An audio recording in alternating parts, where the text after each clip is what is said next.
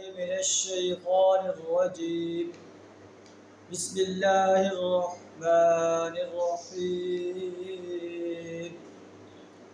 قل يا عبادي الذين أسرفوا على أنفسهم لا تقنطوا من رحمة الله إن الله يغفر الذنوب جميعا إنه هو الغفور الرحيم وأنيبوا إلى ربكم وأسلموا له من قبل أن يأتيكم العذاب ثم لا تنصرون صدق اللہ العظیم۔ سورہ زمر آیت نمبر 53 اور 54 آپ کے سامنے تلاوت کی۔ ان آیات کے اندر اللہ تبارک و تعالیٰ نبی صلی اللہ علیہ وسلم کو ارشاد فرما رہا ہے، اے نبی صلی اللہ علیہ وسلم آپ کہہ دیجئے، میرے بندوں کو کہہ دیجئے، یا عبادی الذین اسرفوا علی انفسہم، اے میرے بندوں جنہوں نے اپنی جانوں پر زیادتیاں کی، لا تقنطوا من رحمت اللہ، اللہ کی رحمت سے نا امید نہ ہو جاؤ۔ ایک انسان ساری زندگی گناہوں میں لت پت رہا ہے، کوئی گناہ نہیں جو اس نے چھوڑا ہو، جو دل میں آیا وہ گناہ کر گزرا، لیکن زندگی کے ایک لمحے اسے خیال آ جاتا ہے میں تو اپنے آپ کو ہلاکت میں ڈال چکا ہوں، تو اللہ پتہ ہے لا تقنطوا من رحمت اللہ، اے میرے بندو اللہ کی رحمت سے نا امید نہ ہو جاؤ، آؤ اللہ کے حضور جھک جاؤ، اپنے گناہوں کی معافی طلب کرو، توبہ کرو۔ ان اللہ یغفر الذنوب جميعا، اللہ تمام گناہوں کو بخشنے والا ہے۔ انہ هو الغفور الرحیم، بے شک وہ بخشنے والا ہے بڑا مہربان۔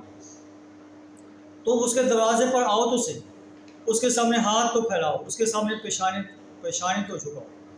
اللہ کیسے اپنی رحمت کی آغوش میں انسان کو لے لے۔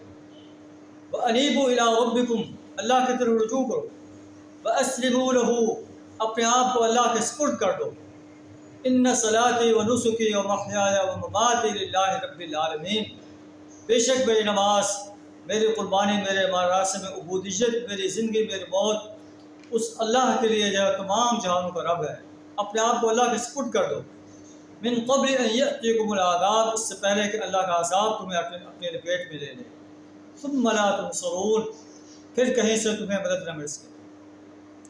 واتبعوا احسن ما انزل الیکم من ربکم، اور پیروی کرو اپنے رب کی بھیجی ہوئی کتاب کے بہترین پہلو کی، اس سے پہلے کہ اللہ کا عذاب اچانک تمہیں اپنے لپیٹ میں لے لے، اور وانتم لا تشعرون، اور تمہیں شعور بھی نہ ہو۔ اللہ کے نازل کردہ حسین پہلو وہ کام ہے جو اللہ نیک کام کرنے کا انسان کو حکم دیتا ہے۔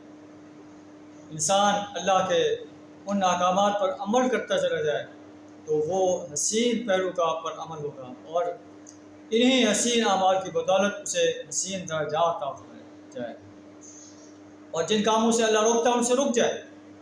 اگر نہیں رکے گا تو پھر انہی بد اعمال کی بدولت اسے جہنم کی آگ میں جلنا پڑے گا۔ ایسا نہ ہو کہ اس وقت انسان کہے یا حسرۃ علی ما فرطت فی جنب اللہ، ہے افسوس میری اس تقصیر پر جو میں اللہ کی راہ میں کرتا رہا، وَإِن كُنتُ لَمِنَ السَّاخِرِينَ، بلکہ میں تو الٹا مذاق اڑانے والوں میں شامل تھا۔ یا کہے لو ان اللہ ہدانی لکنت من المتقین، اگر اللہ مجھے ہدایت دیتا تو میں متقی انسان میں شامل ہو جاتا۔ یا عذاب کو دیکھ کر کہے لو ان لی کرۃ فاکون من المحسنین، اللہ مجھے دوبارہ لوٹا دے میں محسن انسان میں ہو جاؤں۔ ایسا نہیں ہوگا۔ اللہ فرمائے گا بلا قد جاءتک آیاتی، اے انسان میری آیات میرے پاس آئیں، فکذبت بها واستکبرت وکنت من الکافرین، پورے انہیں جھٹلا دیا، تکبر کیا، کافروں میں شامل ہو گیا۔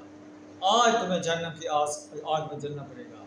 اللہ سے دعا کرے ہمیں اپنے گناہوں کی جو ہے اپنی ذات سے معافی طلب کرنے کی توفیق عطا فرمائے، اور حسین سے حسین تر اعمال کرنے کی توفیق عطا فرمائے، برے اعمال سے بچنے کی توفیق عطا فرمائے۔